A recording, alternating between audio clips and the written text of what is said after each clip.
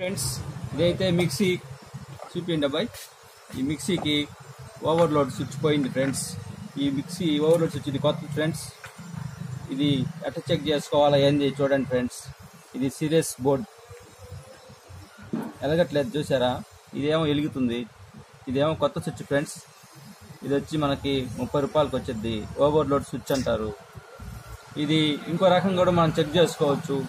దీంట్లో ఫేస్ తీసుకోండి, దీనికి పెట్టి ఈ రెండో పోల్కి సప్లై వచ్చింది చూసారా.